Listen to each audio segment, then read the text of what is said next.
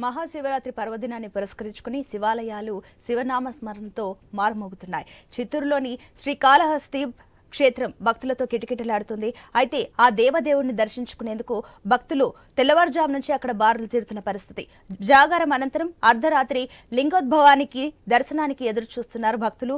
ఇక శ్రీకాళహస్తిలో శివరాత్రికి జరుగుతున్న ప్రత్యేక కార్యక్రమాలపై మరిన్ని వివరాలు మా ప్రతినిధి వర్మ అందిస్తారు.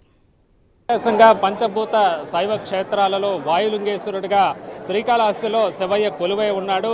మహాశివరాత్రి ఉత్సవాల సందర్భంగా దక్షిణ కైలాసమైన శ్రీకాళహస్తి క్షేత్రం భక్తులతో పోటెత్తుతోంది. ప్రస్తుతం నేను శ్రీకాళహస్తిలో ఉన్నాను. ప్రస్తుతం ఆలయం ముందు భక్త జన సందోహం చూస్తూ ఉన్నాము. పెద్ద ఎత్తున భక్తులు ఇక్కడ తెల్లవారుజామున 2 గంటల నుంచే స్వామివారి దర్శనం కోసం బారులు తీరిన పరిస్థితి అయితే కనిపిస్తోంది. ఉత్సవాలు మొత్తం 13 రోజుల పాటు అంగరంగ వైభవంగా జరిపేందుకు అధికార యంత్రాంగం ఇప్పటికి అన్ని ఏర్పాట్లు చేసింది. ముఖ్యంగా శివరాత్రి సందర్భంగా పెద్ద సంఖ్యలో భక్తులు మనం చూస్తున్నాము.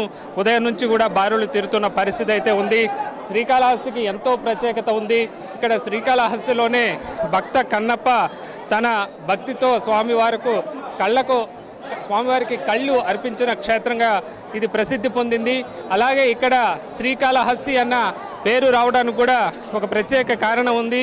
3 మూగ జీవాలు స్వామివారి సన్నిధిలో తమ అచంచల భక్తి చాటుకున్న పరిస్థితి అయితే ఉంది. శ్రీ అంటే ఇక్కడ మనకు సాలెపురుగు అని, కాళ అంటే ఏనుగని, హస్తి అంటే కాళ అంటే పాము అని, హస్తి అంటే ఏనుగని, ఇలా ఈ 3 జీవాలు ఇక్కడ ముక్తి పొందిన క్షేత్రంగా శ్రీకాళహస్తికి చెప్తూ ఉంటారు. అలాగే మనం చూస్తే ఇక్కడ వాయులింగేశ్వరుడికి స్వామివారి ఆలయంలో వాయులింగంగా చెప్తూ ఉంటారు. వాయులింగం అంటే స్వామివారు ఉచ్ఛ్వాస నిశ్వాసములు పిలుస్తారని, అందుకనే ఇక్కడ శివలింగం పైన దీపాలు కదులుతూ ఉంటాయి. అదొక ఇక్కడ ప్రత్యేకంగా ఇక్కడ స్వామివారి మహిమగా చెప్పుకోవచ్చు. ఇక శ్రీకాళహస్తిలో శివరాత్రి సందర్భంగా ఇసుక వేస్తే రాలనంత జనంతో నిండిపోతున్న పరిస్థితి అయితే మనం చూస్తూ ఉన్నాము. ప్రస్తుతం ఆలయ పరిసరాల్లో చూస్తున్నాం. ఆలయం మొత్తం కూడా ఇదే తీరుగా భక్తులు ఉదయం నుంచి తండోపతండాలుగా వచ్చి స్వామివారిని దర్శించుకుంటున్న పరిస్థితి అయితే ఉందని చెప్పచ్చు. ఇక స్వామివారి అర్ధరాత్రి తర్వాత లింగోద్భవ దర్శనం కూడా ప్రత్యేకంగా చెప్పుకోవచ్చు. 1 గంటకు అర్ధరాత్రి తర్వాత ఇక్కడ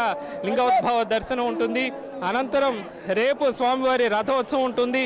అలాగే రేపు రాత్రి తెప్పోత్సవం ఉంటుంది. అలాగే మరుసటి రోజు కళ్యాణోత్సవం కూడా ఇక్కడ ప్రత్యేకంగా ఉండడం జరుగుతుంది. ఇలా శ్రీకాళహస్తిలో అనేక మంది పెద్ద సంఖ్యలో భక్తులు తండోపతండాలుగా వచ్చి శివరాత్రి సందర్భంగా దర్శనాలు చేసుకుంటున్న పరిస్థితి అయితే ప్రస్తుతం నెలకొందని చెప్పుకోవచ్చు.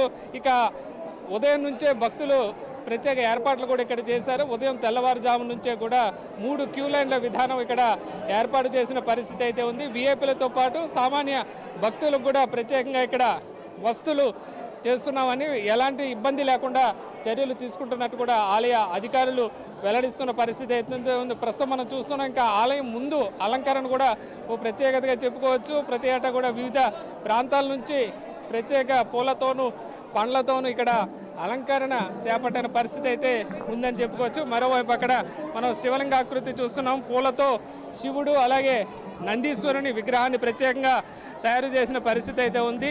దీంతో ఇక్కడికి వచ్చి భక్తులు కూడా సెల్ఫీలు తీసుకుంటూ కూడా స్వామివారిని దర్శించుకుంటున్న పరిస్థితి అయితే నెలకొందని చెప్పచ్చు.